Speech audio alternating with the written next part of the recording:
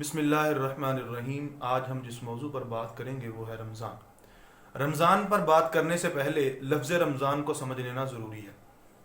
تو آئیے آج دیکھتے ہیں کہ لفظ رمضان کن الفاظ سے مشتق ہے یا کن الفاظ سے بنا۔ ان الفاظ کے اندر پہلا لفظ ہے رمضن۔ اس کا مطلب ہے جلا دینے والا یا گرم کر دینے۔ اس کی مثال یوں سمجھ لیجئے کہ جیسے سونے کو بھٹی میں ڈالا جائے اور اس سے تمام چیزیں نکل جائیں اور سونا کندن حالت میں ہمارے پاس میسر آ جاتا ہے۔ رمضان بھی گویا کہ ایک بھٹی کی مانند ہے کہ جو ہمارے ایمان کو پھر سے وہی چاشنی اور وہی لذت بخشتی ہے اور ہمارے ایمان کو ویسے ہی پاک صاف کر دیتی ہے کہ جیسے سونے کو بھٹی صاف کر دیتی۔ اب اگر دوسرے لفظ کی جانب آیا جائے تو وہ ہے رمضاؤ۔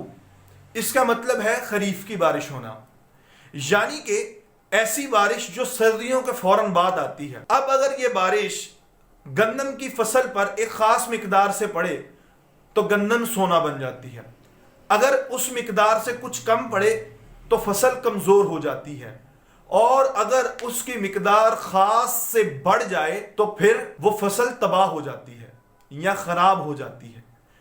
اسی طرح رمضان کے اندر جو اللہ تعالیٰ کے برکتوں کا نزول ہوتا ہے، ان برکتوں کو حاصل کرنے کا یہ بہترین موقع ہے۔ اس سے ہمارے ایمان میں پھر سے وہ جان اور پھر سے وہ حرارت پیدا ہو جاتی ہے، اور اسی بارش سے جو اللہ تعالیٰ کے انوار اترتے ہیں رمضان المبارک کے اندر، ان انوار سے ہم اپنے ایمان کو پھر سے کندن اور سونا بنا سکتے ہیں۔ نبی علیہ الصلوۃ والسلام نے اسی وجہ سے ارشاد فرمایا، من صام رمضان ایمانا و احتسابا غفر له ما تقدم من ذنبه۔ گو کہ نبی علیہ الصلوۃ والسلام نے ارشاد فرمایا کہ جس شخص نے رمضان کے روزے رکھے ایمان اور احتساب کے ساتھ، اس کے تمام پچھلے گناہ معاف کر دیے جائیں گے۔ اب یہاں پہ دو شرطیں لگائی گئی ہیں کہ ایمان اور احتساب۔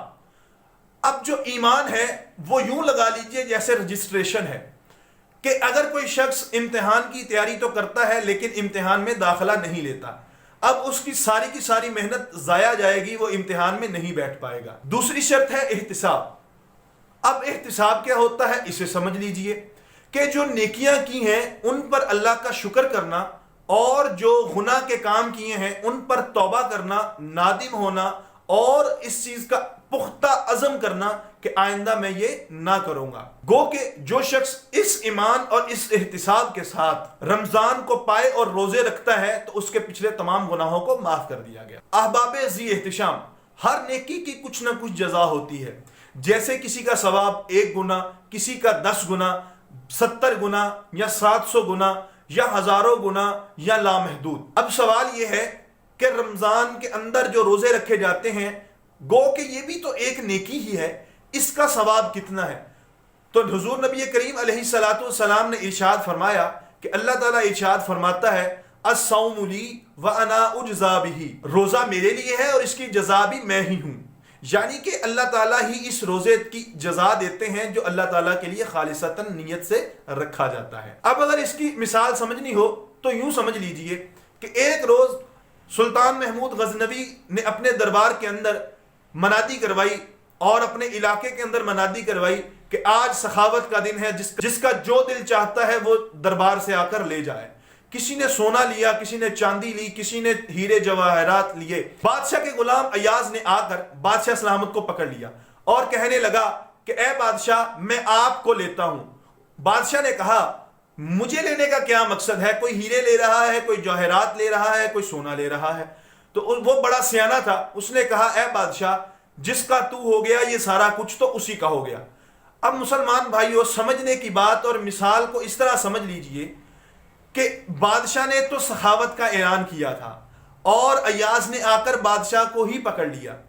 تو اب سمجھیے کہ روزہ ہم رکھتے ہیں، بھوک اور پیاس ہم برداشت کرتے ہیں، خالصتاً اگر اس میں نیت اللہ جل شانہ کے لیے ہوگی تو معزز سامعین، اللہ تعالیٰ ارشاد فرماتا ہے، الصوم لی وانا اجزا بہ، روزہ میرے لیے ہے اور اس کی جزا بھی میں ہی ہوں، یعنی کہ اس کی جزا اللہ تعالیٰ ہی خود عطا فرمائے گا۔ تو چاہیے کہ رمضان کو ایمان اور احتساب کے ساتھ گزاریں تاکہ ہم رمضان کے اور روزے کی اس اصل روح کو پہنچ سکیں جس کا نبی کریم علیہ الصلوۃ والسلام نے ہمیں درس دیا ہے۔